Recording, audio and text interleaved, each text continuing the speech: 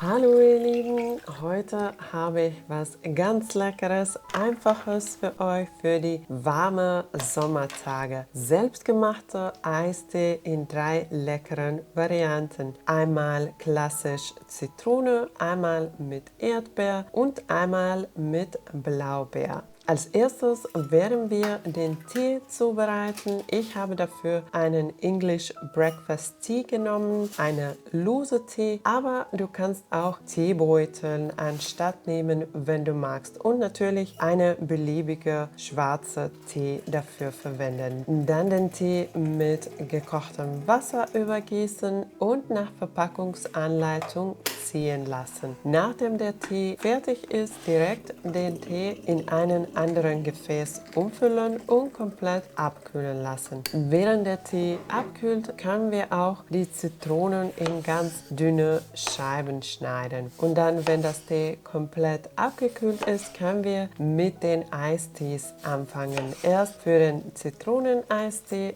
eine halbe Zitrone entsaften und ein Glas mit Eiswürfeln und Zitronenscheiben befüllen. Dann den Zitronensaft dazu gießen. Wenn du kein Zitronenfruchtfleisch in den Eistee magst, dann durch den Sieb dazu gießen. Danach den Glas mit Tee befüllen. Wenn du den Tee nicht ganz stark magst, kannst du noch etwas Wasser dazu geben. Danach das Ganze vermischen und nach Wunsch, wenn du magst, kannst du noch etwas Zucker, Honig oder andere Süßstoff dazugeben. Dann mit einer Zitronenscheibe und frischer Minze garnieren. Für die Erdbeervariante etwa 5 Erdbeeren etwas kleiner hacken, dann etwas von abgekühlten Tee dazugeben und das Ganze fein pürieren. Danach das Ganze durch ein Sieb in ein anderes Glas geben. So bleibt der Fruchtfleisch übrig und wir haben nur den Saft in dem Glas. Jetzt ein Glas mit Eiswürfeln, Zitronenscheiben und frischen Erdbeeren befüllen, den Erdbeersaft dazugeben und ein Glas mit Tee abfüllen. Dann kurz vermischen und wenn nötig nachsüßen. Danach noch mit Zitronenscheibe und frische